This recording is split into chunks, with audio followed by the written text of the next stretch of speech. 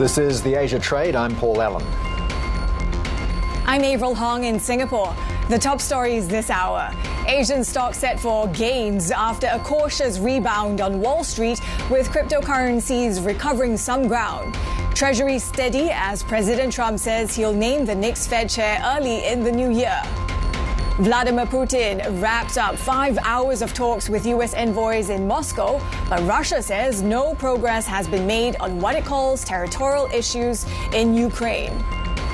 And Taiwan's foreign minister says China remains a decisive enabler of Russia's war. More ahead from our exclusive interview with Chia-Lung. All right, we've got some breaking news out of South Korea. Third quarter GDP numbers and some modest beat. We've got an increase there of 1.8% on year, better than the 1.7% that was expected, and that was the same reading that we got for the second quarter as well. So a modest improvement there. A big turnaround in construction in particular, 0.7% quarter-on-quarter growth, helping to reverse a 7.5% on-year decline. So a reasonably healthy set of numbers there out of South Korea for GDP. And of course we had on Tuesday the Parliament approving a pretty hefty budget for next year as well. An 8% increase on the initial budget plan for South Korea, almost $500 billion to be spending to lift investment in AI and other strategic sectors. We are underway for trade here in Australia as well, seeing some modest gains on the ASX, picking up from what we saw yesterday.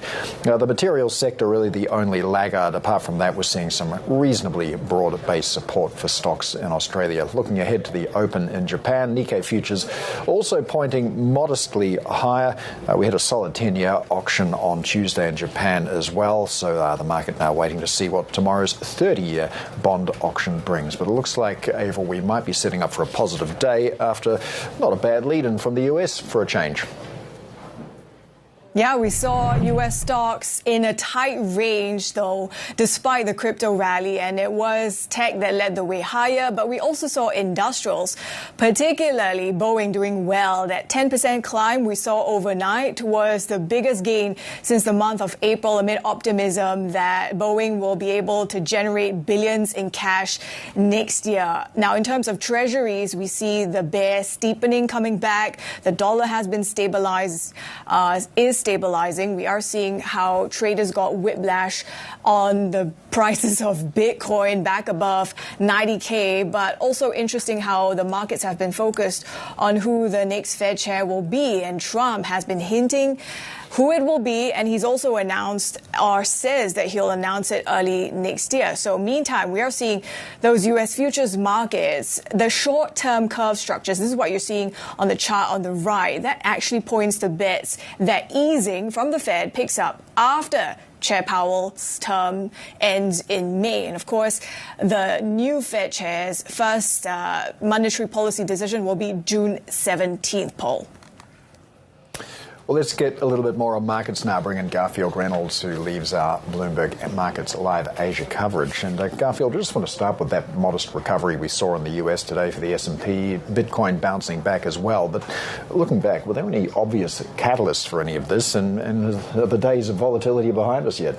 Oh, days of volatility are definitely ahead of us, given the range of issues that remains unresolved. In particular, one that's going to go on, I think, casting a long shadow is what will the Supreme Court decide on Trump's tariffs, and when will it decide them? It could be that we have to wait until June before they get that, so that would definitely spur some volatility. More concretely, this week, really, my colleague Cameron Christ was writing at the beginning of the US session that it really felt like the market was holding its breath, waiting for something big to happen. It still feels like that. And even that crypto meltdown that came really at the tail end of the weekend didn't seem to have a lot of straightforward drivers to it. It might have been to do with some of the things that Strategy was saying. That's the company, the digital asset treasury. But it didn't have a lot of stuff that made sense, even for a Bitcoin move. And it was a gradual grind lower. and then it's gone away. So on the one hand, risk sentiment seems to have improved because Bitcoin's back above 90,000. On the other hand, 90,000 is still a long way from the top, and there's not much sign that it's about to tear higher. There's not a lot of signs at the moment that equities are about to tear higher. So you've got a situation where equity investors in particular, they have to be tempted to take money off the table. If you look at the Kospi, for example, still up 66% this year. If you're all apprehensive that you might get some major downturns, why not take at least some of that money off the table? Garth, we are also waiting out to see who the next Fed chair is going to be, and Trump has been teasing this. Take a listen. I guess a potential Fed chair is here too. I don't know. Are we allowed to say that? Potential. He's a respected person, that I can tell you. Thank you, Kevin. Now, we have seen U.S. futures markets pricing in that pace of easing accelerating after Powell's term ends. Is there a sense of market consensus of what the rate trajectory from the Fed looks like next year? Not really, because there's not a strong consensus about what the Fed will actually look like. If you think back a few months ago when President Trump was seeking to fire Lisa Cook, and there seemed to be a very strong push towards the idea that the White House would rejig the governors of the FOMC in time for February, at which stage they could move to overhaul the Fed board in quite a radical way and look, for example, to have an influence on which regional Fed presidents even were appointed. Now, if that sort of maximal shift had played out, you would have had a very strong bias towards lower rates. But instead, we're going to have a situation where a lot of it's also going to depend on how strong Trump is looking politically. You're going to have a situation where Hassett or any other Trump appointee, yes, they're going to come in all fired up to lower rates, but will they be able to take the board with them? And a lot of that's going to have to do with where the economy is. If the economy is seriously listing, well, of course, they'll cut rates rapidly. If the sort of inflation concerns that have had them pondering a pause just recently, if those have come back to the fore, well, you're not going to get rapid easing. So it's actually very hard to nail down where the Fed is going to be going, even in January next year, let alone in May or beyond. Yeah, next year's dot plots are going to be interesting for artistic renderings of what's going on in the Fed. But what are the implications for markets here of such divergent views? Well, I mean, there are a few implications. One is it adds to this air of uncertainty, surrounding where we're going, tariffs, the Fed, what's going on with Russia, Ukraine, what's going on with China, Taiwan, what's going on with the Chinese economy, for that matter. Though let's not get into that. Don't have enough time. But all of that adds to it. And in the bond space, it definitely adds to the bias for, at the moment, what's a bear steepening, but a steepening in general, because yes, the prospect of lower rates in the coming year is not all that certain, but it's more certain than anything else with the Treasuries investors have got to look for, especially what's going to go on with issuance, what's going to go on with inflation, what's going to go on with the term premium. So there is a bias for investors, if they are going to be buying Treasuries, to pile into the shorter end, because that looks safer than the longer end. All right, Garfield Reynolds there, who leads our Markets Live Asia coverage. Thank you. We do have more ahead on the Asia trade. This is Bloomberg.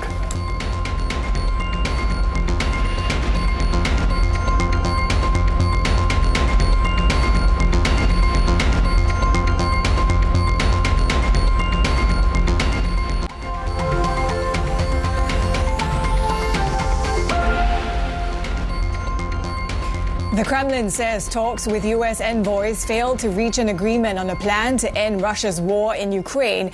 And this follows President Putin's meeting with President Trump's representatives, Steve Witkoff and Jared Kushner, which lasted nearly 5 hours.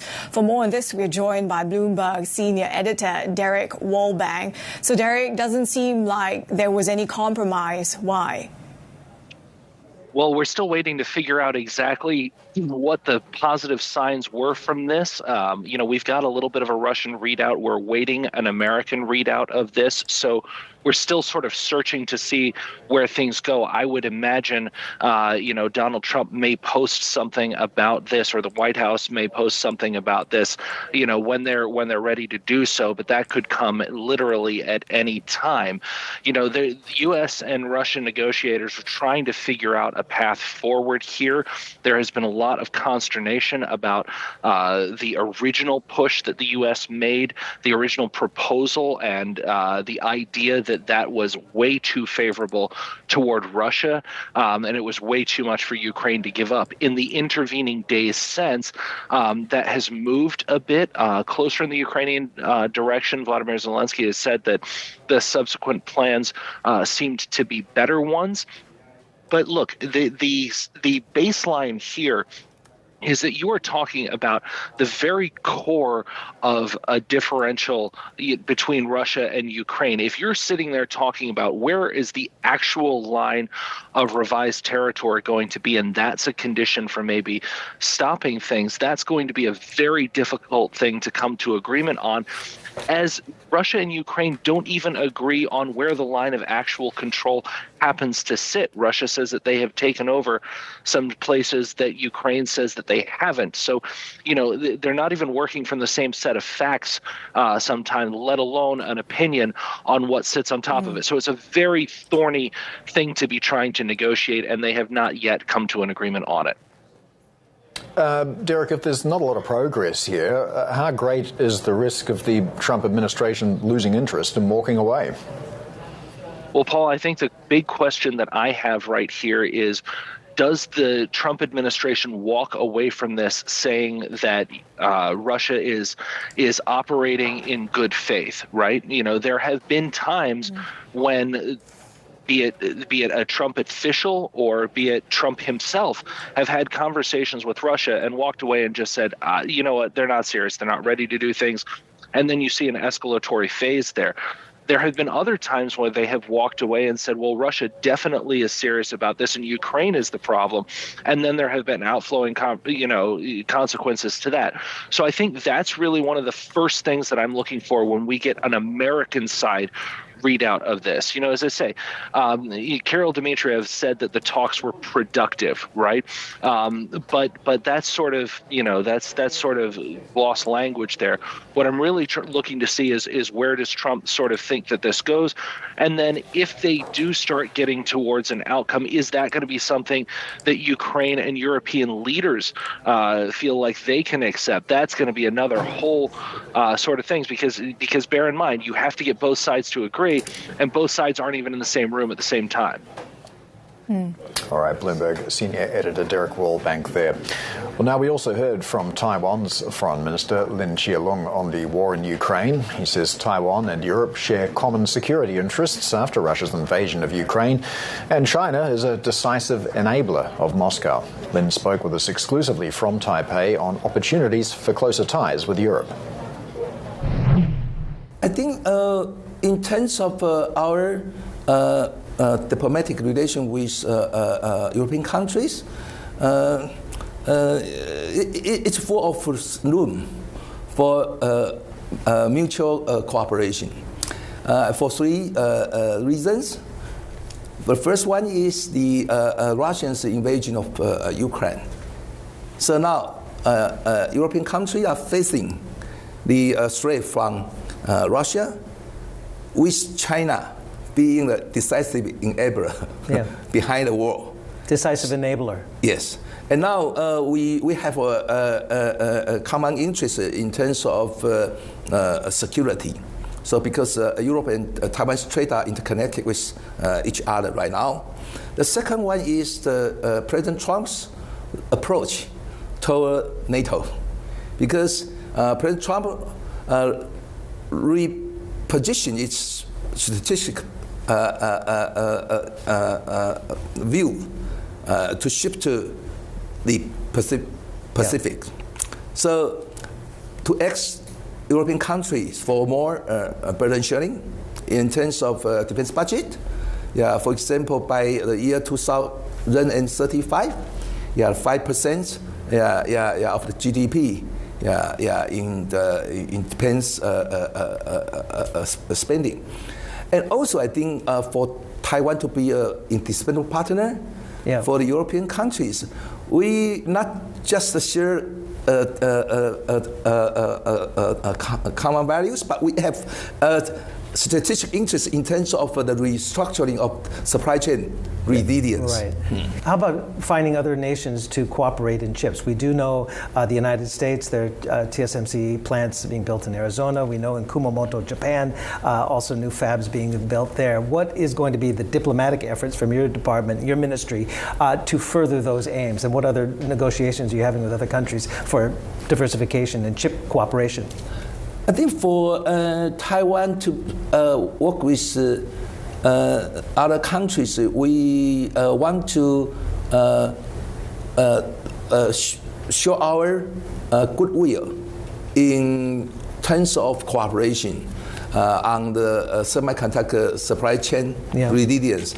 So for those countries such as the Philippines, we have a very good relation with the Philippines. So we also have some, already I think some projects on talent cultivation. APEC obviously is going to be held in China next year in Shenzhen, but there's going to be, rather than till the end of the year when you're going to have the leaders' visits summit, you're also going to have many different ministerial level meetings. Is that something, given Beijing's insistence that you be called Taipei China?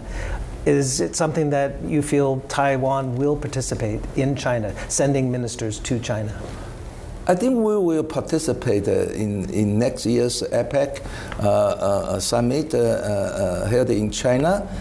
But I think as a host, China should abide by the APEC guidelines, regulations, and I think all practices in line with I think equal participation, including Taiwan. So once China want to downgrade the participation of Taiwan, I think we will try every effort to protest, to coordinate with our like-minded countries to act for equal participation. As a host of the next year's meeting, I think China should behave, and we will work with I think other countries to fight for our rights for equal participation. Taiwan's Foreign Minister Chia-Lung speaking exclusively with our chief North Asia correspondent Stephen Engel in Taipei. Now, coming up on the Asia trade, hear why HSBC thinks a BOJ rate hike this month remains a close call. JPMorgan Asset Management explains why they're optimistic about demand for AI models. And Ikea tells us why they've joined China's cutthroat price wars. Much more ahead. This is Bloomberg.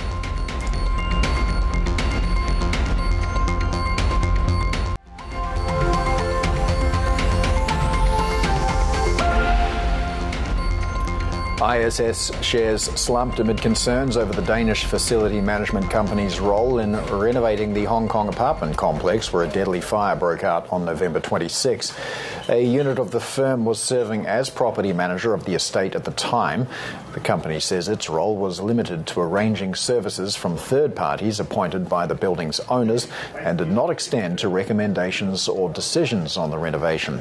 It reiterated to Morgan Stanley analysts that it was only providing cleaning, security and administrative support. Avril.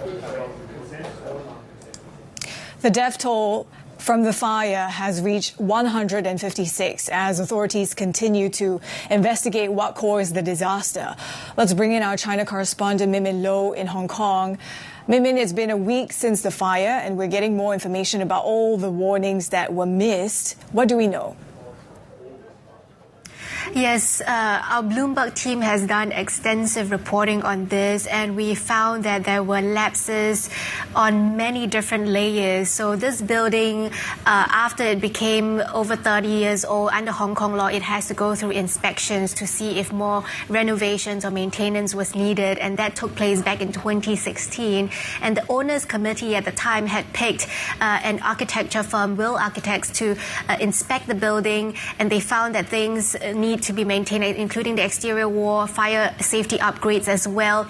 And then the construction company, Prestige Company, won the bid, and already residents were upset that they have to pay about $160,000 Hong Kong dollars for the renovation. So already at that time, people were writing in to the anti-corruption agency to investigate whether corruption was involved in the bidding process.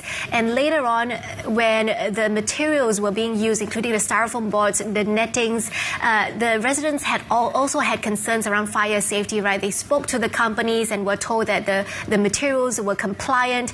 They wrote into the Department of Labor as well. That was in 2024, and once again were told the same thing, that, you know, the materials are compliant, citing documents from the companies. And the Department of Labor later visited the site as many as 16 times. They didn't find issue with the netting, but they had found other lapses, fire safety lapses, and they had issued fines. They had issued multiple warning letters, which seem to have gone ignored. And eventually that led to this fire that has now killed 156 people, with many more still unaccounted for. And so there is this ongoing investigation that is happening right now. Authorities has arrested 15 people in connection with this case, accusing them of manslaughter. The anti-corruption agency also arrested 12 people, but as far as we understand, there are some overlaps in the names of those arrested by the police and by the anti-corruption agency. Well, the Chief Executive, John Lee, said that he's launching an independent committee to investigate the fire. Do we know what powers that committee is going to have? Yes, it's quite important to make the distinction here between the independent committee and an independent commission of inquiry, which is what residents have been calling for in this online petition. The independent commission of inquiry is much more independent. It has more legal powers. It has the power to summon people to give testimony.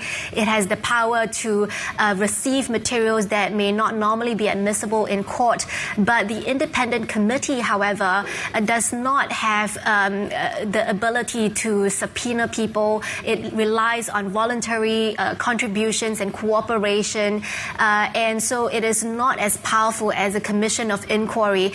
And since the handover in 1997, a commission of inquiry has been established only 5 times, but back in 1996, before the handover, the former governor, Chris Patten, has already established a commission of inquiry into a fire incident that killed about 41 people, so a far less serious incident than the current one. And so many people are questioning, why isn't John Lee starting an independent commission of inquiry, which would have far more legal powers than the independent committee?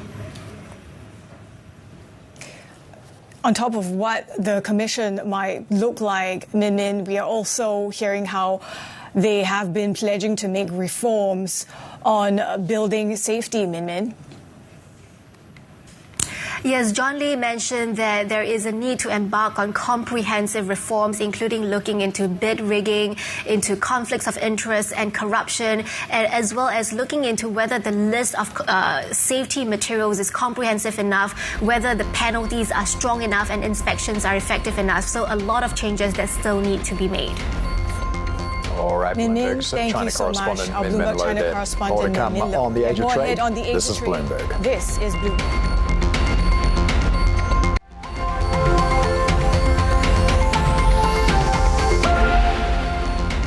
Inflation has surprised on the upside. The unemployment rate hasn't. The unemployment rate's pretty much come in as we expected. And then, of course, we're getting some data at 11:30, which will tell us how the economy went in September. As the RBA Governor, Michelle Bullock, there discussing the data shaping the rate path of Australia's central bank. She was speaking to a Senate committee just a short time ago. Let's take a look at how Australian assets are tracking at the moment. We're seeing some modest gains on the ASX. The yields on the 10-year is 4.64 now. This is the highest level we've seen since January. We do have GDP numbers out a little bit later on for the third quarter as well. We're expecting to see a 0.7% quarterly increase, even though that sounds pretty anemic. That's the fastest pace in 3 years. Well, let's get to Bloomberg economics economist James McIntyre now for more on this. So, James, okay, it's growth, we'll take it, but with the RBA possibly now at the end of its easing cycle, is this it for growth? Well, we've got the RBA looking at a scenario with an economy, and Bullock said it there, right? They've got inflation surprising to the upside. The unemployment rate or the labour market is, tight as they expected, and it's 4.3. It's, I think the narrow is a bit lower, but what matters more is what they think, and they think that that's tight. And the RBA was expecting 0.5. So getting 0.7, that's a material upside surprise for them on growth. So all of this is shaping up for an environment, if you kind of look at the big three pieces of economic data, of one that reinforces that view that markets are currently taking, that the RBA might have, after 3 cuts, might be done for now. James, among the aspects of the Australian economy that we're watching is also about housing prices. Talk to us about what you're seeing in that market in terms of the different tiers, where the top end, that looks a bit different from what we're seeing mid and lower tier. Yeah. In today's data, we're going to see housing construction activity starting to pick up as part of a bit of a broad-based pickup in private demand and investment across the economy. But looking back to that housing market and the data, turnover is still pretty low, but what's happening with prices is that we are seeing some of the more affordable areas of the economy, the smaller capital cities in Australia, Perth, Adelaide, Brisbane, they're rising very strongly. Sydney and Melbourne are a bit more sluggish. They're the ones where affordability limits are really biting, and with potentially no more rate cuts, you might not see too much happening there at the aggregate level. But when we zero in on those property markets, we're seeing very strong growth in the lowest quartile and in the middle segment of the markets, and that's because of not with rate cuts maybe not coming.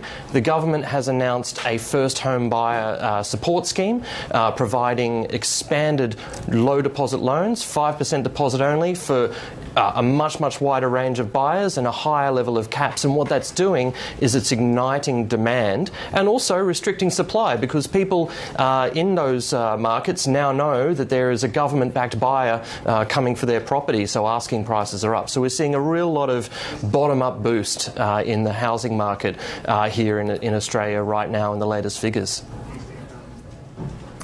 James, we will be watching those numbers about an hour from now. Thanks so much for getting us set up. Bloomberg economist James McIntyre. Now take a look at how Asia's stocks are faring. We are seeing a bit firmness on the ASX 200. Nikkei futures also pointing to slight upside. This is already coming on from the rebound that we saw on Tuesday. But in terms of data, we're also digesting the South Korea GDP numbers for the third quarter. We saw an upward revision there. Let's discuss the prospects for the region's growth and bring in Fred Neumann, Chief Asia Economist and Co-Head of Global Asia Research at HSBC. Fred, great to see you. So when it comes to growth and the inflation dynamic next year, which do you think we should be more worried about in Asia? Well, if you look at the headline GDP numbers, they were very strong in the last quarter, beating to the upside in most Asian economies. But the foundation is more fragile than it appears, because exports on the AI hardware area, they're doing very well.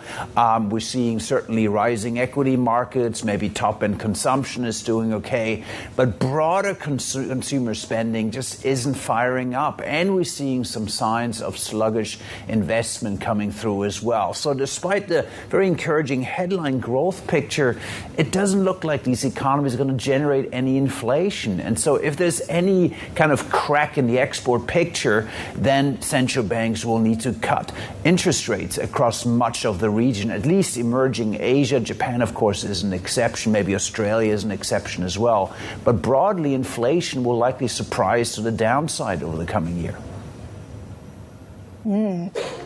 Do Asia central banks have that space to cut? And how important does that mean we need to see that coming from the Fed in the first half of next year? Well, there's an interesting divergence here because the U.S. is probably sitting on more sticky inflation pressures than much of Asia is. If you look at core inflation across much of the region, think India, for example, think Indonesia, economies really seen very low core inflation. China is, of course, toying with sort of deflationary pressures. And all that suggests that actually the inflation setup in Asia is different from the U.S. Now, what might happen is that the U.S. Federal Reserve is not going to cut rates at all next year, but Asia will continue to have to cut rates. So we see this divergence here potentially in monetary policy trajectories. And this rarely happens, but it will, of course, have implications for FX markets, and it will just signify how the U.S. is, well, exceptional. On the topic of China, you mentioned deflation. We also had those very weak PMIs over the weekend as well. But today we've got Finance Chief Lan Fong calling for policies to boost consumption, speed innovation as well. Do you anticipate we might see some stimulus in China in 2026? We almost certainly will have to see some stimulus because its trajectory in the last few months has been towards weaker and weaker growth. And if you just extrapolate that into 2026, they would have a challenge meeting growth targets around 4.5–5%. Of course, we don't know the growth target yet, but it would certainly mean the economy undershoots its broad trend. And therefore, it's almost baked in that we get some stimulus. The question is, how large are these packages going to be? And probably we're just going to be in a period where we just have incremental marginal stimulus just to provide enough to put a floor on the growth, but nothing that kind of generates a growth impulse, an inflation impulse for China, let alone for the rest of the world. Well, there's a risk that China perhaps exports deflation, as you say, but some of the other big economies in Asia are also spending big. We're expecting a big fiscal package out of Japan. South Korea's just announced a very chunky budget with a focus on AI and other critical industries as well. Do you see this potentially becoming a trend? It is a bit of a trend. In fact, not just in Northeast Asia, but even in Southeast Asia, you're seeing a bit of a tilt towards potentially more populist fiscal policy in the sense that it is aimed at consumers, is less aimed at infrastructure, for example. So there's a bit of a fiscal expansion creeping in even in Southeast Asia, and that is, of course, aimed at reducing the cost of living burden for average consumers. It's designed to revive consumption, which has generally been quite sluggish. Question is, are these packages big enough to obviate the need for central banks to cut rates? Outside of Japan, probably not. Yes, there's fiscal easing, but in terms of magnitude, it's not going to let central banks off the hook not to cut interest rates. Fred, to your point about the inflation picture may be surprising to the downside next year, to what extent might that be offset by some of the import inflation we might see, given how currencies, even with the dollar soft, some of them still look pretty vulnerable and weak? You're right. We have seen very weak currencies in some Asian markets. India comes to mind here. Korea's currency, of course, being somewhat weak as well.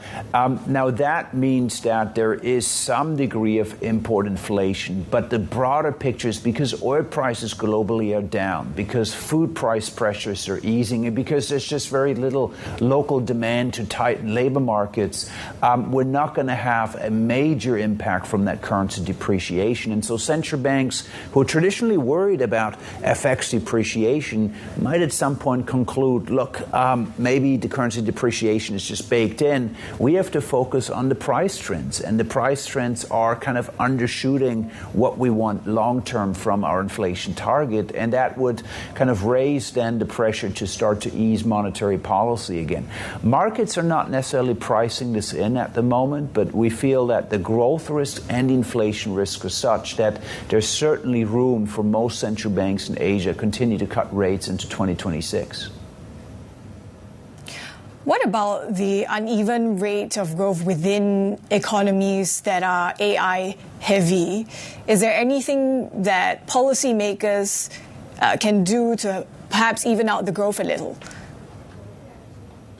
I think you're right, and that's a sort of key phenomenon. Is sort of we're seeing a K-shaped recovery in some of these markets. Think of Taiwan's economy, 8% growth, 8.2% growth last quarter. But if you look at consumer spending, not very strong, and of course that's because, as you say, most of the growth is driven by AI hardware, exports of chips, etc.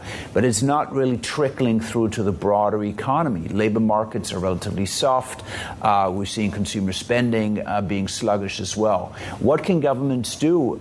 It's partly dial up fiscal stimulus, and we're seeing a tilt in fiscal stimulus towards consumer support. Of course, China has led this, but in Taiwan, for example, we're also seeing that with the handout of vouchers for households, for example, spending vouchers, and we might see more of that across the region just to try to even out a little bit the growth drivers, because the K-shaped recovery ultimately implies very imbalanced growth, and that's not healthy in the long term. All right, Fred Neumann, Chief Asia Economist at HSBC. Thanks, as always, for joining us. We have more ahead on the Asia trade. This is Bloomberg.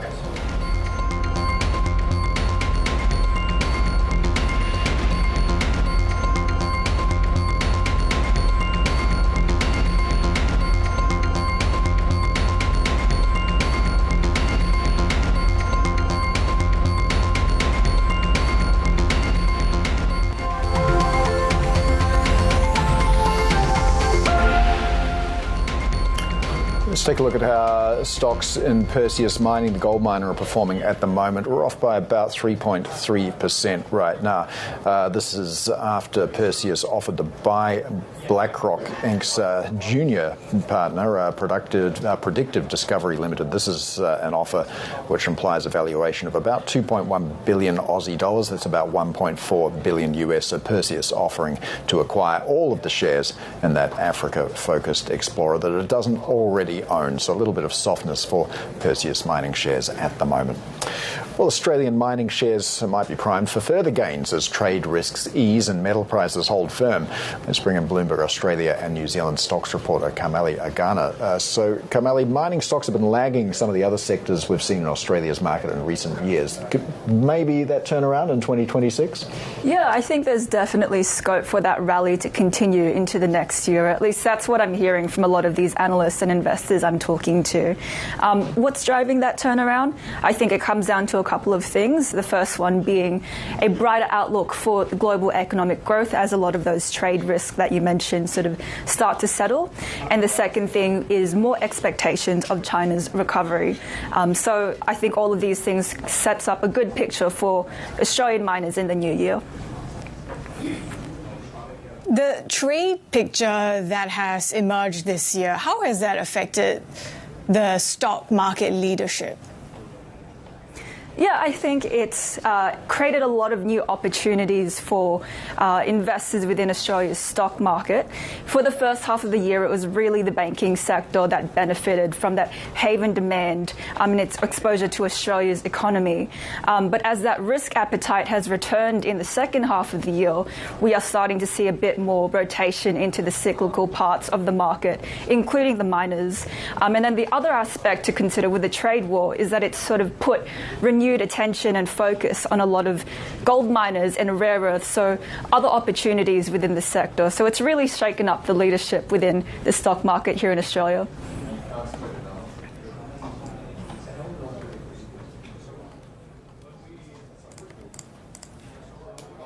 Carmeli, thanks so much for that. Bloomberg Australia and New Zealand stocks reporter Carmeli Agana. Now, Amazon's cloud unit has raced to launch the latest version of its AI chip as the company renews efforts to sell hardware capable of rivaling products from Nvidia and Google. On the sidelines of Amazon's reInvent conference in Las Vegas, AWS CEO Matt Garman spoke to Bloomberg about the new accelerator called Trainium 3. The desire and the hunger out there for more power and more compute is almost insatiable. And so the more we can take an existing power footprint, an existing set of capabilities, and bring more and more compute into that for customers to build cool applications and cool environments and to get value from that, that's what we're focused on. And so we're going to be pushing that envelope as fast as we possibly can to get those new and new capabilities out to customers. The pitch for Trainium in both the training and inference use case is that it's a great deal, you know, cost effective, performant. Yeah. At the same time, you went on stage and said AWS is, quote, by far the best place to run Nvidia GPUs. Yes.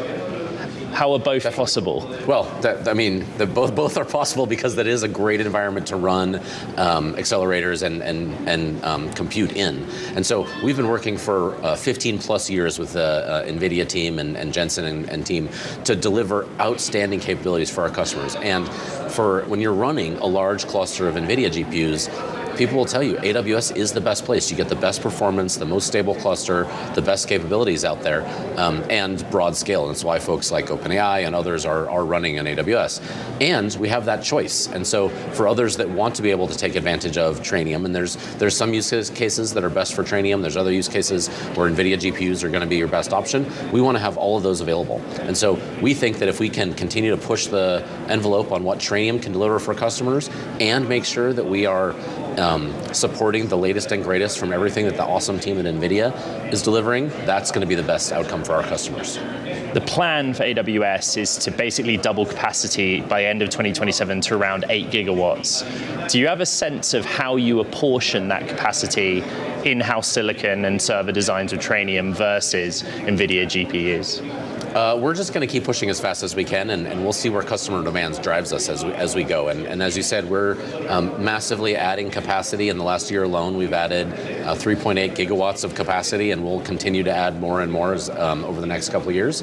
And we'll let customer demands drive us a little bit on what they're looking for and what they want. And that's what we always listen to, and that's what we'll continue to listen to. The focus with Trainium in the time I've been able to interact with you and talk about, not just the accelerator, but at the server design level, there's a lot of benefit to the customer. When does that benefit start accruing to AWS in terms of profitability? Like if it's such a good financial proposition, you must be able soon to say we're making a lot of money on this. Yeah, well, you're already seeing some of the benefits accrue. You see things like Bedrock growing really, really rapidly, and you see Trainium powering that under the covers. And we announced today that more than half of all tokens and inference done in Bedrock are done on Trainium 2 servers under the covers. And so you're already seeing that benefit come. You see the models that we're building in Nova and Nova 2 start to get better and better over time and be accelerated by Trainium. And so we really think that there's a whole bunch of dimensions on which both our customers, our partners, and our own products are going to get accelerated, all from Trainium. Every time you come onto the program, I always offer the audience opportunity to pose a question to you. Yeah. There's a lot of interest in AWS, right? Many of your customers span global technology. Actually, most of the questions were about Anthropic. That wasn't much said on stage. I think people are trying to understand what is the benefit and advantage AWS offers to Anthropic while they are ramping Trainium through Project Rainier, but also ramping their TPU allocations as well. Yeah. Well, our partners at Anthropic, our partnership with them is incredibly strong, and it's never been stronger. And we do a ton of collaboration with them. And as I mentioned, through Project Rainier, it's a huge collaboration there to go build their current generation models. And all their models run today and launch on day one on top of Trainium and on top of AWS. That's AWS CEO Matt Garman there, speaking with Bloomberg's Ed Ludlow. We have more ahead on the Asia trade. This is Bloomberg.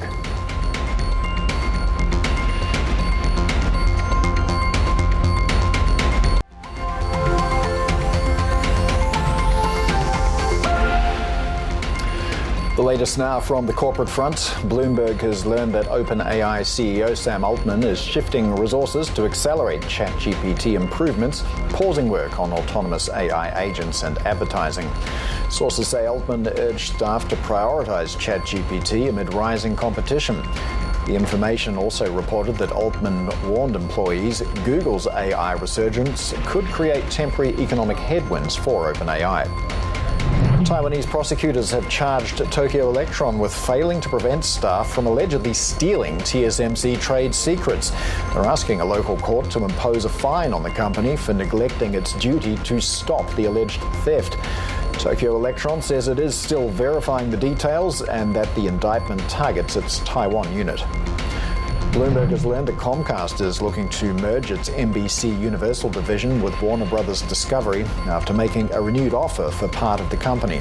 Sources say Comcast aims to create a larger entertainment entity by combining the NBC TV network, its film and TV studios, and theme parks with Warner Brothers. Tesla's China factory shipments rose for only the third time this year amid a global sales slump. Tesla shipped about 86,000 vehicles from its Shanghai plant in November. That's up about 10% from a year earlier. It was the second highest monthly total this year, behind September. The gain is a rare bright spot as Tesla faces EV subsidy cuts in the US and likely second straight annual decline in sales. Avril.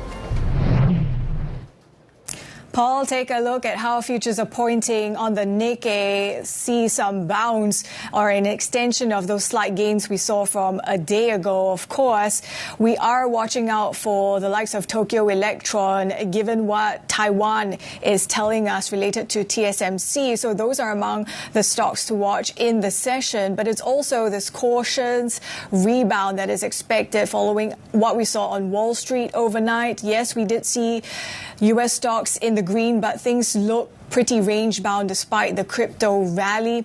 And of course, for South Korean stocks in particular, we are seeing that the third quarter GDP numbers were revised upwards. So what does this tell us about how fiscal aid under the current president has meant for the economy and how there's a lot of health when it comes to the AI boom for the South Korean chip makers? So those are among the stocks that we will be watching in the session as well. Now, on top of that, don't forget we have those Australia GDP numbers, and that's set to show growth hitting a 3-year high.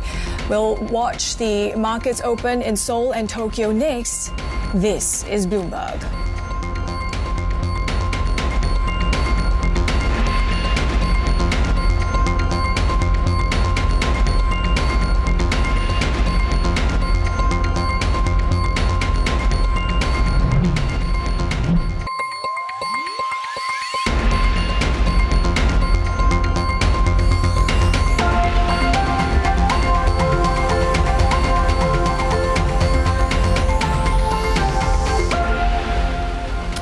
This is the Asia Trade. We are counting down to Asia's major market opens, and Avril, looks like we might be setting up for a positive start today after some of the upheaval of the past couple of days. Even that Bitcoin-inspired meltdown seems to have reversed somewhat during the US session. Yeah, I think if you are a crypto investor or buying Bitcoin, you've gotten whiplash in the past few sessions. Certainly, the market's focus, though, today, to your point about that rebound or headed for a positive start, will also be about the Fed's trajectory, Paul. Yeah, that's right. And we've had some pretty encouraging backward-looking data as well out of Korea. A pretty healthy GDP reading for the third quarter, 1.8%. That was a narrow beat. A lot of government spending coming in Korea as well. So let's take a look at how we're doing at the open. We've got the Nikkei at the moment pretty much unchanged. We are going to be watching shares of Tokyo Electron, currently not trading at the moment. However, it's been accused of stealing secrets from TSMC out of its Taiwan operation. No word from Tokyo Electron at the moment. Says it's still investigating and verifying the details there. And Tokyo Electron not trading at the moment, as I mentioned. The yen seems to be finding its feet as well, 155.77, backing away from that level where we might have anticipated some intervention and perhaps some stability coming yesterday as well from that solid 10-year auction. The bid-to-cover ratio was better than the 12-month average. We'll see the bond market in Japan facing another test tomorrow with the 30-year bond auction as well. Of course, the traders banking on a pretty strong possibility that the BOJ tightens this month as well. Let's take a look at what's going on in Korea. I did mention that third quarter GDP reading of 1.8%, and on Tuesday as well, Parliament approved budget spending of almost $500 billion to promote President Lee's plan to boost the economy through aggressive investment in artificial intelligence and other sectors as well. Right now we're seeing the Kospi showing some pretty healthy gains, 0.8%. The Korean won still looking pretty weak, Avril.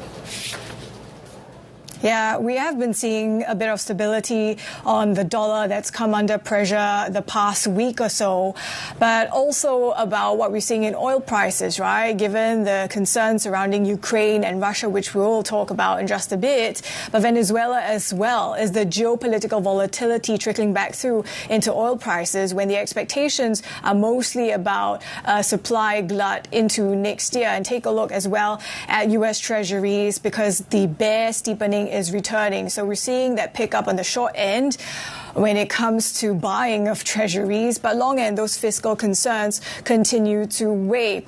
We are watching out for the Fed's trajectory, as we mentioned earlier, and indeed who the next Fed chair is going to be. Some sound bites coming out from the U.S. president teasing Hassett and saying that he will announce who the next Fed chair will be early next year. It's interesting because there doesn't seem to be that market consensus of even what the first half rate trajectory from the Fed is going to look like. We heard from some economists earlier in the program that they don't see the Fed cutting next year. Let's discuss what this means for stocks. Joining us now is Kerry, global market strategist at JPMorgan Global Asset Management. Kerry, great to see you as always. You expect cutting from the Fed, right, in the next 6 months or so. What is that going to mean for stocks in Asia more specifically? Good morning. Well, yeah, we do expect the Federal Reserve to cut 2 to 3 more times in this cycle, bringing the cash rate down towards 3%. That seems like a rate they've signalled in terms of being something that's relatively neutral when it comes to the outlook. And I think if we combine that with the views around how that would impact the weaker dollar, how we've seen the Asian markets react to this AI capex cycle, it all does bode well for the performance of Asian markets into next year. So we do have quite a positive outlook for risk assets around the region, as well as in the US, but just being a bit mindful of the valuations that have crept up in the last 12 months. Which particular Asia markets do you think are poised for outperformance, given how we, to your point about valuation, have already been seeing quite a run-up in the ones that are tied to AI? Yeah, I think we're still focused on the North Asian markets. Obviously, that's Korea, thinking about Taiwan. And it does come back a lot to the continued capex investment that we're seeing come out of the US. A lot of those dollars do get funneled into Asia as part of that supply chain. And we do think that's going to be a continued process. So as much as there are some concerns around these very large numbers that have been bandied about when it comes to the AI capex and the sources of funding for it, we do believe it's going to be a continuation of that spend to really deliver on those productivity gains that we expect to see in the future. And therefore, some of those valuation metrics may be a little bit tempering on the return side, but obviously supporting the earnings outlook and the fundamentals, which I think is probably key to that outlook, even though we do have those forward valuations that have moved up a little bit this year. As long as we see that continued earnings growth, which we do forecast, I think the markets can continue to move higher around the region. And then in a separate vein, looking towards China, giving the build out around the technology sector there, very different to what we're seeing happen in the economy. There's probably a more robust outlook for the improvement there as we think about how these companies are moving through to the monetization of some of these developments they're coming through and how that can support some of the Chinese tech cycle.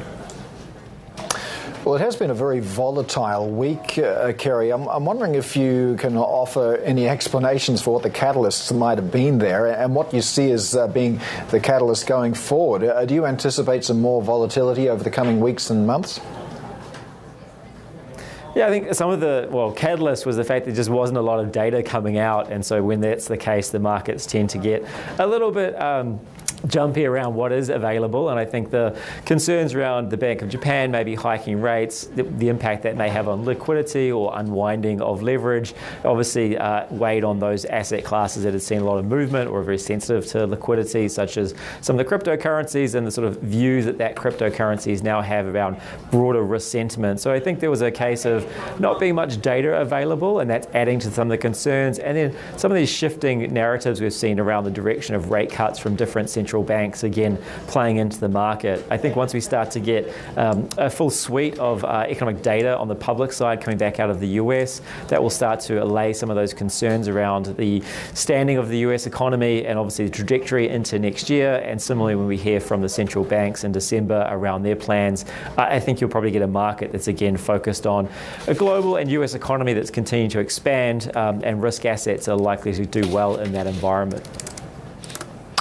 In terms of rate cuts, particularly from the Fed heading into 2026, I mean, there's going to be a new chair, will be a Trump appointee, probably a very dovish chair as well. But do you anticipate there might be a bit of disagreement at the Fed board in 2026? We might see an interesting looking dot plot. And what might the market implications of that be?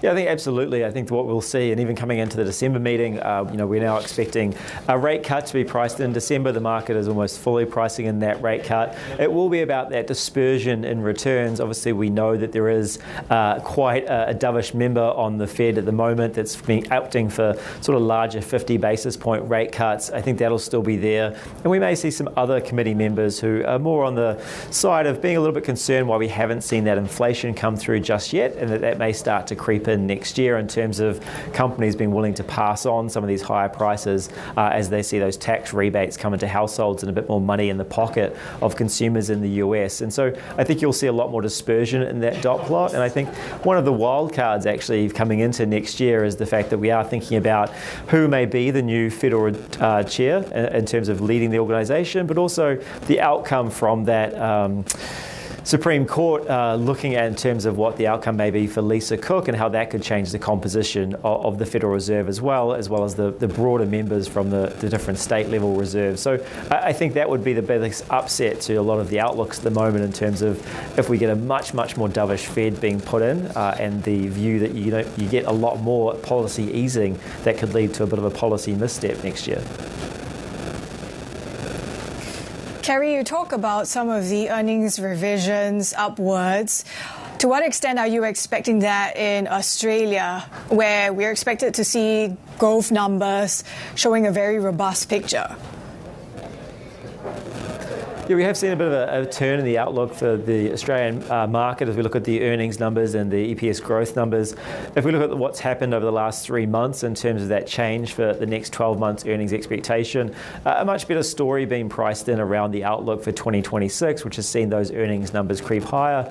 I think that, along with some of the risk sentiment changes we've seen recently, has actually led to the valuations in the Australian market come down and actually thinking about a broadening out of the outlook for next year. So I think there's probably more opportunities around the consumer side in Australia next year, given we do have a fairly decent growth outlook coming in around about 2.5% growth next year, potentially seeing a pretty good print today on the GDP numbers that would be, if it comes in as expected, another sequential improvement in the outlook for the economy at a time when you're still seeing, low unemployment rate, inflation that is a little bit sticky but it should trend down, all supporting the consumer outlook. So I think there's a little bit of broadening out in the story in the Australian equity market. I would temper that by saying that the earnings growth and the return expectations we have for Australia are not as high as the rest of the world, but broader diversification is going to be a key thing when we think about some of the concentration risks that may have crept in over the course of this year into many investors' portfolios, given the strong run of assets around the world. All right, Kerry Craig, Global Market Strategist at JPMorgan Global Asset Management. Thanks so much for joining us. The Kremlin says talks with the United States envoys failed to reach an agreement on a plan to end Russia's war in Ukraine, and this follows President Putin's meeting with President Trump's representatives Steve Witkoff and Jared Kushner, which lasted for nearly 5 hours. For more on this, we're joined by Bloomberg senior editor Derek Rawlbank. So, Derek, limited progress. Where to from here? Well, Paul, the word out of the Kremlin was, quote, very useful talks, right? 5 hours of them. And so not an insubstantial engagement there at top levels on both sides, but no deal struck yet.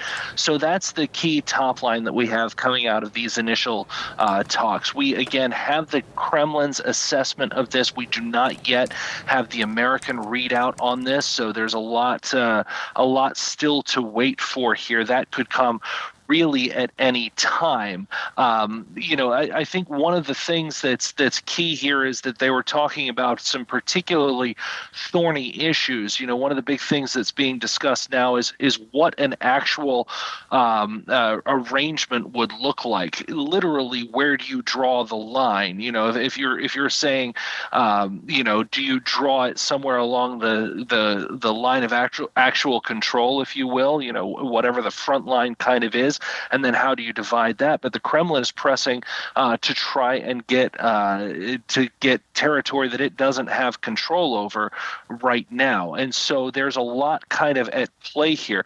Also worth mentioning, the only folks in the room were the Americans and the Russians, the Ukrainians not in that meeting, although they were meant to be briefed by the American side immediately after those 5-hour talks concluded.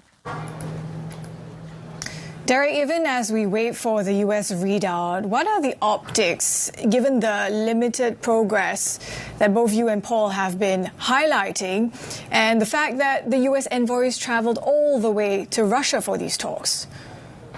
Well, Avril, I think that's one of the biggest questions that I have for this American readout, and what's going to be President Trump's reaction. We've seen him go have meetings with Vladimir Putin. They obviously met in Alaska, and also some of his envoys meet with senior Russian officials. And sometimes after that, the U.S. comes out and says, oh, boy, Russia really wants peace, and this is progress and all sorts of things like that.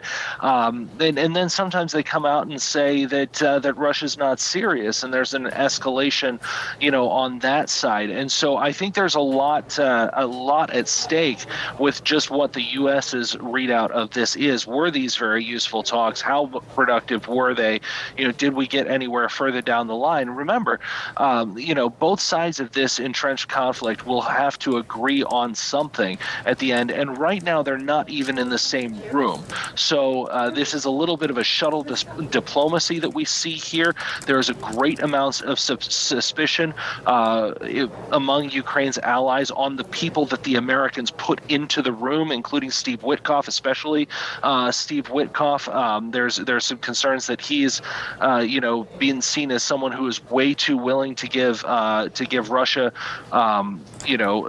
things that it wants and all of that sort of thing. So there is a lot of skepticism here, and let's see where we go from this. It's very possible that that this lays the groundworks for further talks, for further concrete developments. But it's also possible that this was yet another, example of very long talks with very little outcome. We simply don't know yet. That is going to be the critical question that we get as we see more results coming out of this. Derek, thanks so much. Derek Rawlbank, Bloomberg senior editor, with the latest on these Ukraine-Russia-US talks.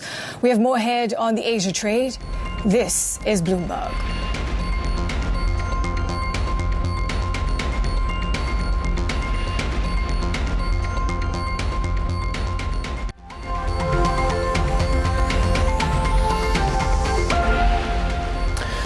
Okay, we've got shares in Tokyo Electron now trading, and they are higher by almost 4% now. This is despite the story that prosecutors have charged Tokyo Electron for allegedly stealing trade secrets from Taiwan semiconductor manufacturing, asking the company to pay a fine of, well, just $3.8 million, perhaps for the reason why the market's willing to look through this. Prosecutors found Tokyo Electron guilty on 4 counts based on business secret law and national security law, according to a statement. No response from Tokyo Electron, but shares are higher. But then again, shares of all Japanese chip makers moving higher today. Avril. Paul, in the meantime, Taiwan is confident the Trump administration will eventually allow President Lai Ching-te to make a U.S. stopover on his way to visit diplomatic allies in Latin America. President Trump denied a request for Lai to pass through the U.S. in August on concerns that this could disrupt trade negotiations with China. Let's cross to Taipei. Our chief North Asia correspondent Stephen Engel had an exclusive interview with Taiwan's Foreign Affairs Minister. Steve, what stood out to you? Well, obviously that issue with the potential of Lai Ching-te going to its allies. Well, at least in August, he was planning to go to Paraguay in South America, as well as Guatemala and Belize in Central America. As you rightfully said, Avril, that request by the Trump administration was denied to have a stopover to transit through the United States, which is the traditional mode of transport to get to Central America from Taiwan.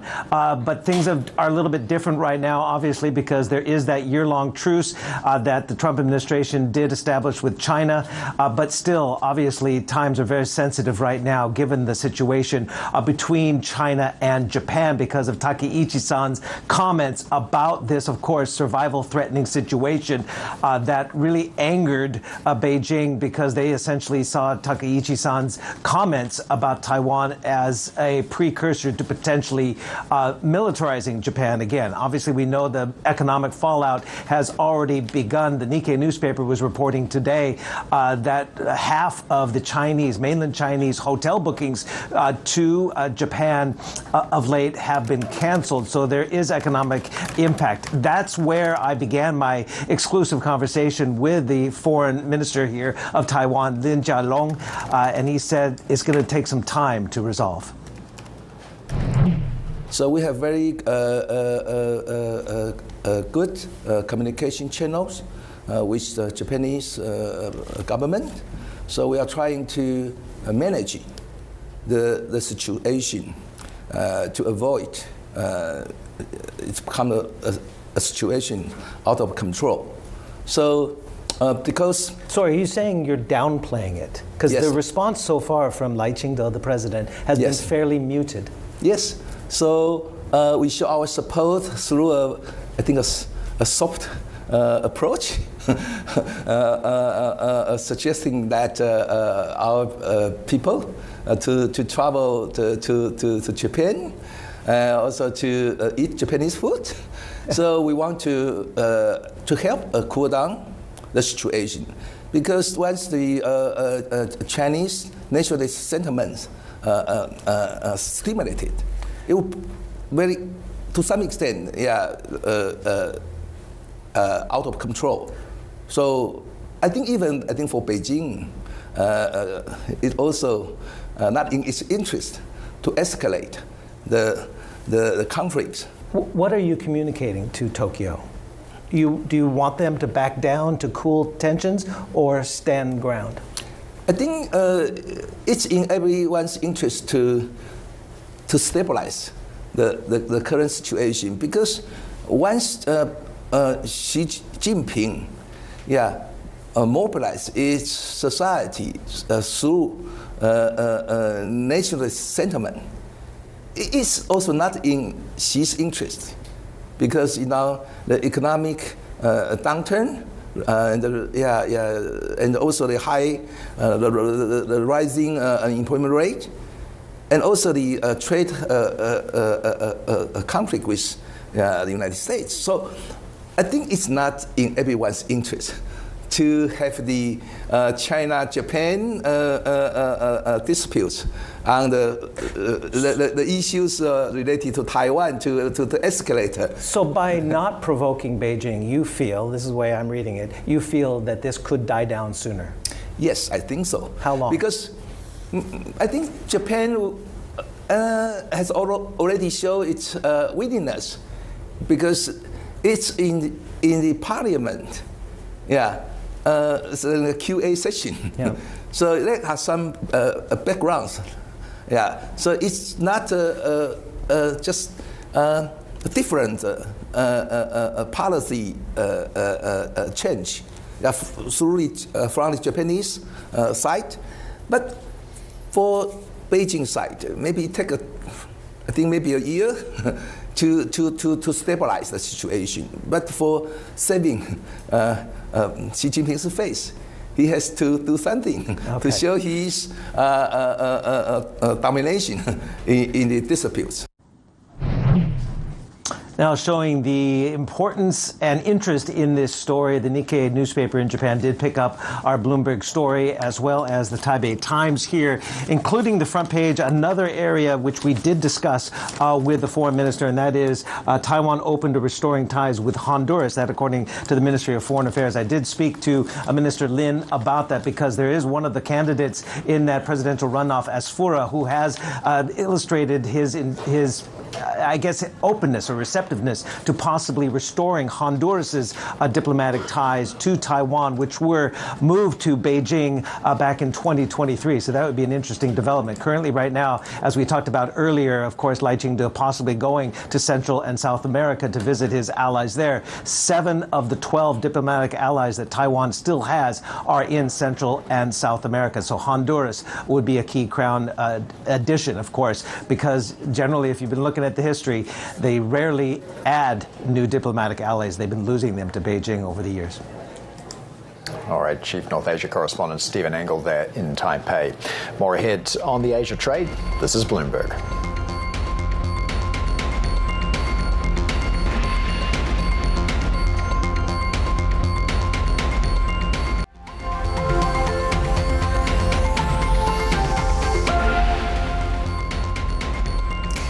Let's take a look at how shares of Samsung C&T are faring, as we got word from a regulatory filing that the wife of the late Lee Kun-hee, this is, of course, Hong Ra-hee, who is the mother of J.Y. Lee, the Samsung Electronics executive chairperson, that she will be transferring all of her Samsung C&T shares to J.Y. Lee. And, of course, this is part of the business that operates a range of services, including resorts, retail, construction, and it is among the movers that we're seeing in the session in South Korea today, up about 5.5%. Paul?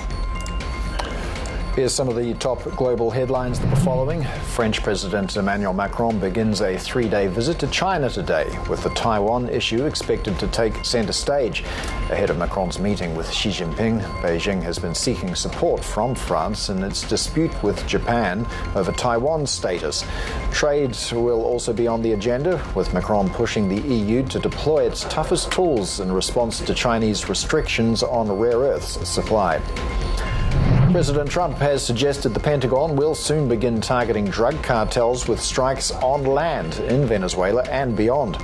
This follows a campaign that is largely focused on alleged trafficking vessels in the Caribbean and the Eastern Pacific. Trump has previously said he wants to widen U.S. military attacks against cartels that have fueled a deadly domestic opioid crisis. We have more ahead on the Asia trade. This is Bloomberg.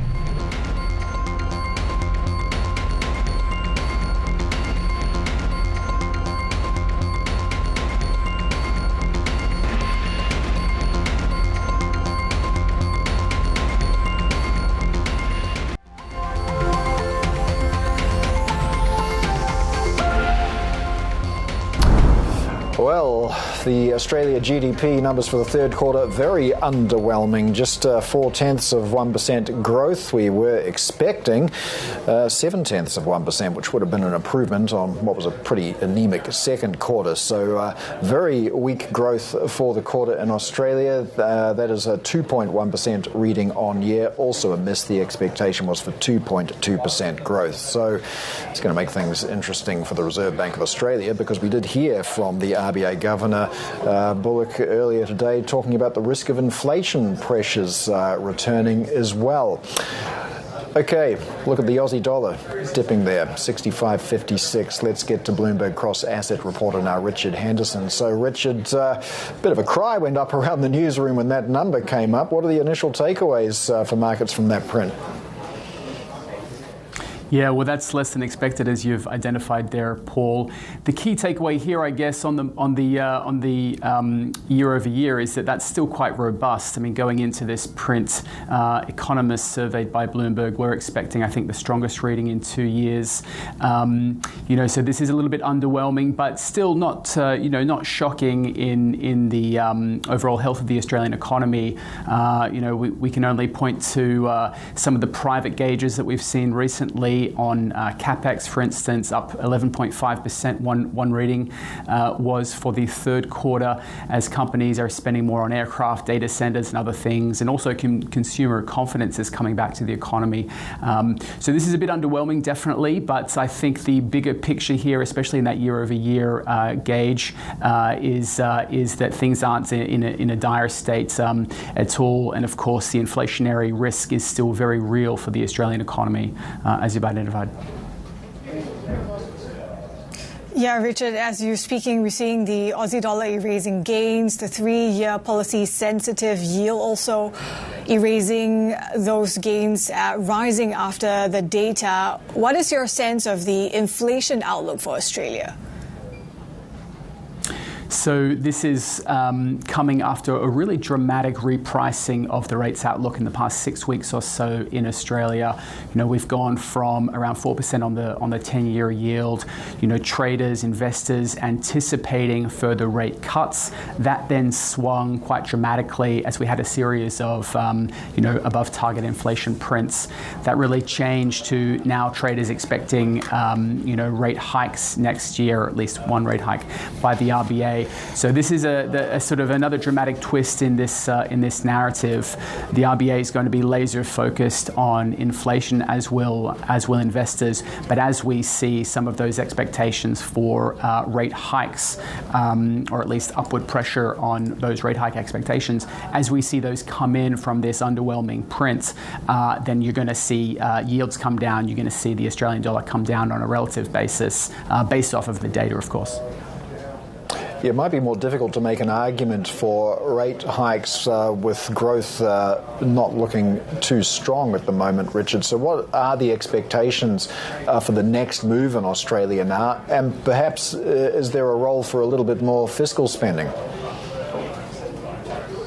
Yes, well, fiscal spending around the world among developed, wealthy nations has been quite elevated since COVID. So I don't think that's going to change really. But in terms of the RBA, the rates outlook, the inflationary outlook, there is still a real risk that inflation remains above the RBA's target, as it has done in the past few months, the past few readings, and that's really what's been driving this repricing of the rates outlook. You also have to take into consideration what's happening in Japan. Australia is quite sensitive to expectations for rate moves in Japan, and we've got expectations potentially for a rate hike as in the coming months out of Japan, out of the Bank of Japan. So all of these factors are taken together, but definitely a weaker economic print than was expected will in turn reduce, or at least take the edge off some of those expectations for policy tightening by the RBA, although I think the risk is still very real, given that growth is still positive, it's still quite robust, and some of those consumer sentiment and capex gauges are indicating that we might still see pricing pressures.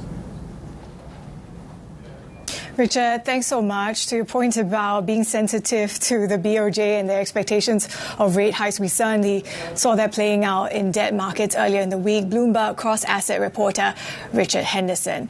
Now let's take a look at South Korea assets. We are hearing from the president, Lee Jae-myung, and he has acknowledged that the economy is picking up at a fast pace, also talking about how prices are quite stable at this time, although also squaring that off and saying that the economic pickup may add pressure on prices. Also wondering, given how the Korean won remains relatively weak, does that also add to some of the import inflation concerns that we've already been seeing among economists and markets? We did get data out of South Korea in the past hour, and it showed that upward revision to third quarter GDP. For more on Korea's revised GDP numbers, let's bring in Bloomberg Economics Korea economist Hyo-sung Kwon in Seoul.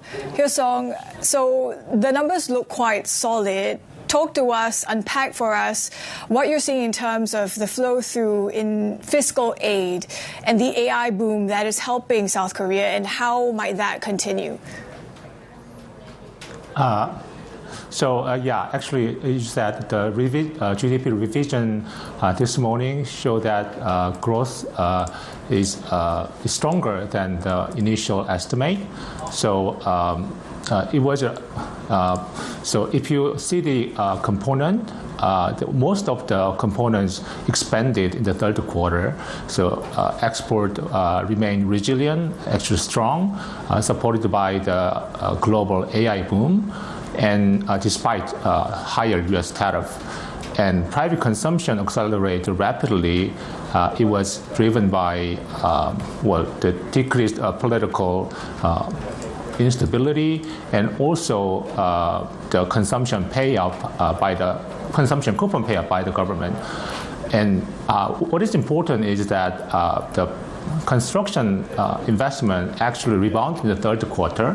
That sector has been declining since 2022, when the Legoland developer defaulted. And the main contribution of the rebound in the construction sector was the fiscal spending by the government. And I think... tell us a little bit about the outlook for Korean growth, particularly through the lens of the additional spending that we're going to be seeing coming through in the budget. That's right. The Korean government will expand fiscal spending next year, and it will contribute growth next year, definitely, through probably increased the consumption, private consumption, because its government considers that something like consumption coupon payouts next year, and also it will contribute investment, construction investment as well, because the government spending will put some money on that sector. But what is biggest driver of growth next year will be the exports, because I think the surging demand, global demand for AI-related computer chips will boost exports and investment and industrial output next year. All right, Bloomberg Economics Korea economist Hyo-sung Kwon in Seoul. We have more ahead on the Asia trade. This is Bloomberg.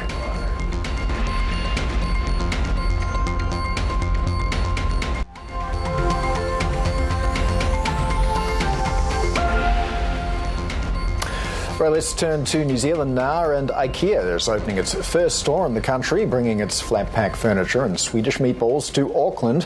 This is 50 years after entering neighbouring Australia. Let's get more now from Michael Palmquist, Global Markets Manager at Ikea Inca Group. Michael, I'm from New Zealand originally. We've got a lot of friends and family there, and I can tell you firsthand there is tremendous excitement in the country ahead of the opening of the store. So just tell us about the kind of trade you're expected to do in the first few days and weeks.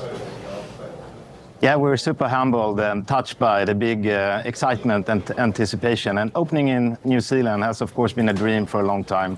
And tomorrow, Thursday, it comes through. We have high hopes to see how we can make a really good life at home in Australia and in New Zealand with the lowest possible prices. Well, we did hear from Ikea's retail manager, Tolga Onku, earlier. He did describe going to New Zealand as, and I quote, a leap of faith. Now, of course, the New Zealand economy is not in a great place. Consumer confidence is quite soft. And in terms of the markets you operate, Auckland's a smaller city. So what's your target for sales and revenues from this new store over the first fiscal year? And what we have learned being in many, many home visits, it's that life at home is super important for the many New Zealanders. And affordability and the cost of living crisis is also hitting hard here. But we have high hopes for a great business in New Zealand. And we see that from the anticipation and also the excitement we see. So high hopes and a big welcome for everyone. And we were opening this store that I'm standing in today, but also online across total New Zealand. So everyone living in New Zealand will be able to shop from Ikea from day one.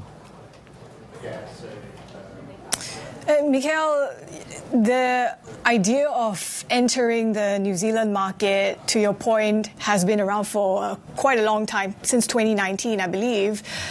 Why is now the best way possible, in Ikea's words, and the best time possible, given, as Paul highlighted, we are seeing lackluster growth in New Zealand? Does that affect the outlook of what's to come? And most important for us is to find a good location for our store. And now in Auckland, close to Sylvia Park Shopping Centre, we have found a perfect location where we opened this big store. And then it has taken time also to build the infrastructure and prerequisites to offer online sales across New Zealand from day one. And economy goes up and down, but the value and the importance of life at home will always be there, and so does the low prices and affordability. And our DNA is built on low pricing for home furnishing products to create a little bit a better everyday life for the many, now also in New Zealand from tomorrow. Right, to your point, maybe more price-conscious consumers will turn to brands such as yours. Talk to us about beyond New Zealand, though. What are some of the other markets that Ikea sees opportunities in, and how aggressive might any potential expansion be? Well, we're always trying to reach more of the many, so expansion is in our DNA. And we have important markets in China, US, but actually our business starts and ends in the life of the many people in their homes. So that is where we want to expand. And affordability is becoming even more important than ever with the life of cost of living crisis and inflation we see. So we're striving to offer the lowest possible prices wherever we operate. So we see a positive expansion going forward. In terms of lower prices, I mean, we're not seeing inflation everywhere. There's deflation in China, and you've been lowering prices there as well. But what is the risk that that becomes a cycle, that you just keep chasing prices lower and lower and lower? How enduring do you feel that strategy is going to be? Well, first of all, we have 5 dimensions, Joe. We want quality, sustainability, functionality, design, always at a low price. And affordability is relevant. It's the size of the wallet that is the most important. And people's lives at home becomes more and more important. So the more affordable we can be, we don't see an end to how much we can chase that target. It sits in our DNA to be the most affordable home furnishing retailer in the world. It sounds as if you're well prepared for a price war in China. Would that be a fair assessment? I wouldn't call it that. We start with the many people and what they want to achieve at home, and we build our products from that. And then the pricing and affordability is just our DNA.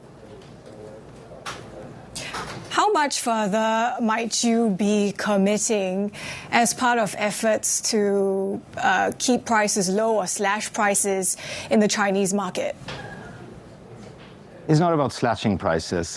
We try to build our business model as efficient as possible, a global supply chain as efficient as possible, to offer the best and the lowest priceable we can. And that will continue going forward. With Can you tell us a little bit about sustainability built in? Can you tell us a little bit about your outlook for Japan in the coming year, another major market in Asia? Well, Japan, I'm not working that closely with at the moment, but the team in Japan are doing super good efforts, expanding with some new concepts and also on the online business, complementing the 10 stores we have there today. Mikhail, thank you so much for sharing your plans for the business with us, and congratulations on the opening in New Zealand. Mikhail Palmkis is Global Markets Manager at Ikea Inca Group. Meantime, Michael and Susan Dell have pledged to give 25 million American children $250 each to jumpstart an investment account for their future. The move builds on the Invest America initiative. One Dell CEO spoke to Bloomberg more about the philanthropic gift. On July 4th, or I think 5th, actually, because the 4th is a holiday, of next year, every parent will be able to claim the account for their child that's 18 and under. And originally, those accounts will be held in custody by a custody bank, and then eventually you'll be able to choose your bank or your brokerage that holds the account for you, and it's the property of the child. What banks, what asset managers have you been talking to? How do you think, from an infrastructure perspective, this would work, Michael?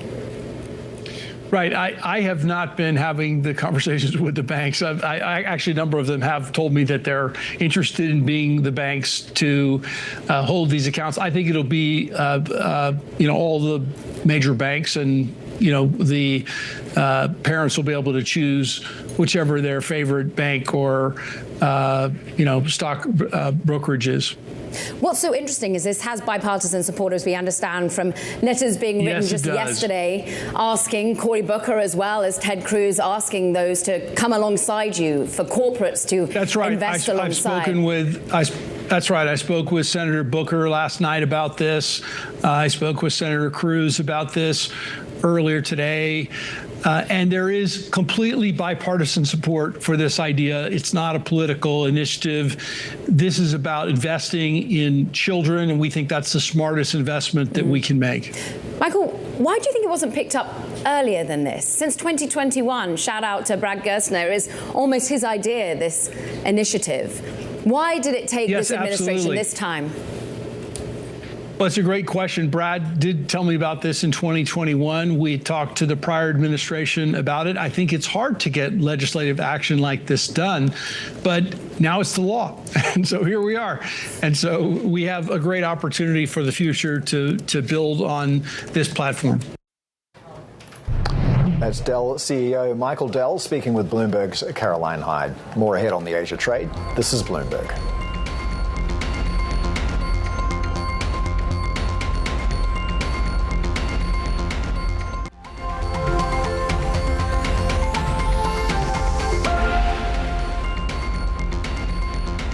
Hong Kong builder New World Development is trying to get more creditors willing to accept cuts in the value of their holdings to join a key bond exchange plan with just hours before a deadline. For more, Bloomberg's China credit reporter Trista Sinyilwo joins us from Hong Kong.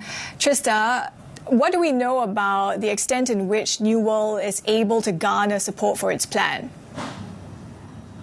So New World has given the holder until 12:59 p.m. Hong Kong time today to decide whether they will join the debt swap plan of up to 1.9 billion of new notes. And as of November 25th, 69% of those new notes was already swapped. But we still need to wait and see about the final result coming from the debt swap plan. The debt swap plan is New World's latest effort trying to relieve its liquidity pressure. Earlier this year, New World managed to seal a mega refinancing deal with banks, and later on it secured over $500 million loans backed by its Victoria-Dockside, its crown jewel assets in Hong Kong. But it's still far from out of the wood yet. So the latest, the debt swap plan is really the key to help it to further to strengthen its financial position. Yeah, far from out of the woods could be extended to describe the Hong Kong and China property markets as a whole. Is there any light at the end of the tunnel? It feels like this has been going on for years. Yeah, of course. So in mainland, we have seen lots of news around another name, Vanke. Recently, Vanke proposed to, expand, delayed for a year for yuan note payment in mainland. So people are also watching closely on that plan. And Vanke will hold, meetings with its yuan note holder next week, trying to, discuss the proposal of that extension. And we're also watching closely about, what will happen in that meeting and how much support they can get for that payment delays, and also what will happen to other, yuan note payment on Vanke. So there are a lot of news this week, around this distressed name. All right, Bloomberg's China credit reporter Trista Xinyi Luo there. In other news, Tesla's China factory shipments rose for just the third time this year amid a global sales slump. Tesla shipped about 86,000 vehicles from its Shanghai plant in November. That's up 10% from a year earlier. It was the second highest monthly total this year, behind September, and the gain is a rare bright spot as Tesla faces EV subsidy cuts in the US and a likely second straight annual decline in sales. Avril. Yeah, the European market seen as one that is quite important for Tesla, but in the meantime, you're hearing from the EU Council in that the EU has reached a deal on phasing out Russian gas imports by 2027, and this is, of course, part of regulation that is intended to help Europe to end any dependence on Russian gas and also help to strengthen the EU's energy security. We'll continue tracking that as developments unfold. Paul? All right, we're counting down to the open in mainland China, Hong Kong as well. So let's take a look at how futures are shaping up at the moment. Taiwan futures well positioned, pointing higher by about 1% at the moment. It looks like we're setting up for a slightly softer open in Hong Kong and China as well. We have heard from China's finance chief, Lan Fon. He's been calling for some policies to boost consumption and speed innovation as well, also while keeping a tight oversight of local body spending. So perhaps signaling we may be seeing some stimulus in China in 2026. But we've also heard from an economist at one of China's biggest investment banks as well. This is the China International Capital Group saying that its time has come for authorities to allow more appreciation in the yuan as well. So a couple of macro stories to watch as we look ahead to the open in a little over 30 minutes time. But that is it from the Age of Trade. Markets coverage does continue as we look ahead to the start of the open of trade in Hong Kong, Shanghai and Shenzhen. The China Show up next. This is Bloomberg.